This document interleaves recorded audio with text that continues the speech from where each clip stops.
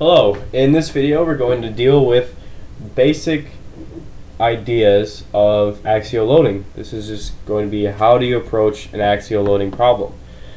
Now this is going to be dealing with determinate loading, and indeterminate loading requires some other calculations, so I'll go over that in a separate video. Okay, so with axial loading, well, you're going to have a shaft, and this shaft is going to have loads on it. You're going to have to think about, okay, what's the geometry of the shaft, what's the material, and the loadings on it. You have to break this shaft into segments, where each segment is going to be uniform.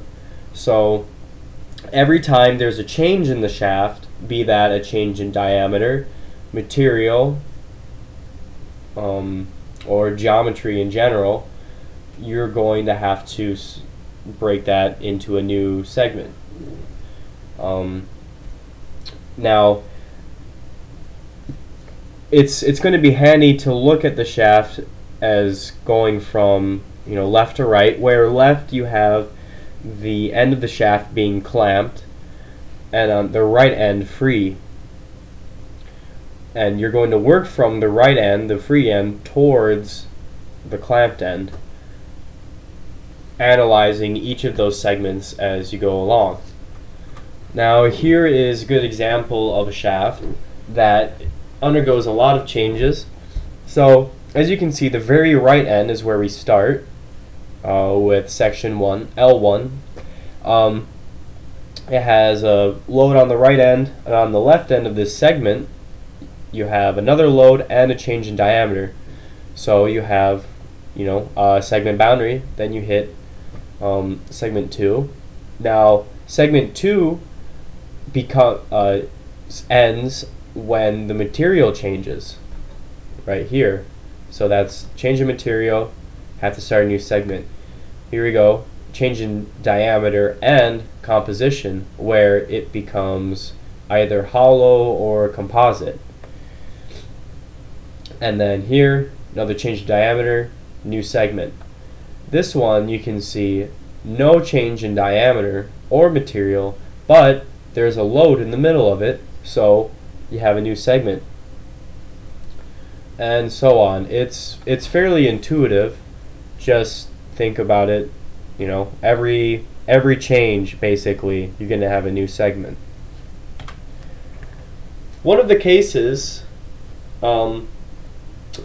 is a solid shaft versus hollow, or you could even just have a single segment being hollow. Now, one of the crucial things that you have to think about, one of the variables, is going to be the cross-sectional area of the material. So when that's a solid shaft, the cross-sectional area of the material is going to be just the cross-sectional area. We're going to be dealing with shafts always being cylindrical, but you could have, shafts can be a lot of different things, and you'll just have to factor that into the cross-sectional area.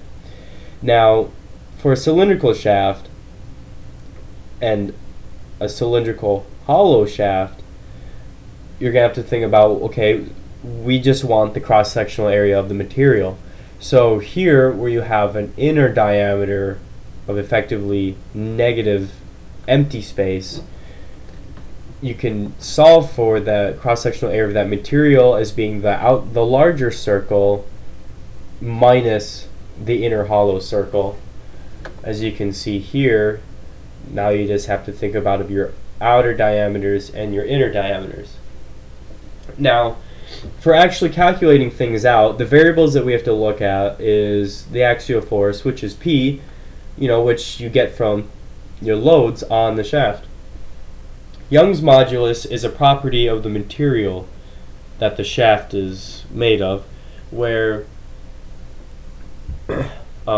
materials will have a set Young's modulus. So steel is going to have a value, aluminum is going to have a different value, and so on. Length, L, is the length of the segment before elongation. Stress, as you've no doubt have seen before, is P over A, the axial loading over the cross-sectional area. Strain is stress over Young's modulus, and elongation is strain times the length of the segment. So putting that all together, to solve for the elongation is PL over AE. If you write that out, you can find that. PL over AE is the main equation that you're going to be dealing with when you're looking at the elongation, and stress is, as I already said, is over just P over A. Now another case is when you have a composite shaft, where it's similar to the hollow shaft, except instead of being hollow, you just have a different material. So you treat it the same way for cross-sectional area, where the outside material is the total area minus the area of the inner material, and then the inner material, its area is just, well, its own, using its own diameter. Now, the crucial thing about this is the total force, the load, is going to be split up on the two materials. So you're going to have, we always talk about it in terms of the outer and the inner material. So the total force is the summation of the outer, the force that is going towards the outer material, and then the rest of it goes towards the inner material. Now, one crucial thing about this is the elongation for either of them is equal. The entire shaft, even though they have different Young's modulus and all that, it'll work out so that either one, the elongation is the same as the other. And that is due to the way the force is broken up and shared between the two different materials. So really what you can do is you can pick either the inside or the outside and use one of these equations, and it's going to be equal to the other. You could solve for both of them and then check. You should get the same answer. If you don't, you did something wrong, because they should both have the same amount of elongation. So you can combine that. So the main thing that you're going to need to find is, well, what is the load that goes towards that material? So here there's an equation for the outer and the inner, where they're basically the similar equations, just moving different variables around.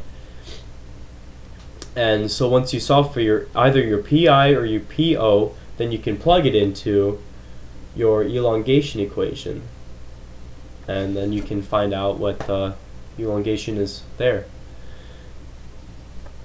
And that's pretty much it. There's not a whole lot. It's just things can get a little bit more complicated when you have a composite shaft. And that is it. So I'm going to make another video that is going to go over indeterminate loading, and then there will also be videos of me solving examples and basically how to tackle these problems.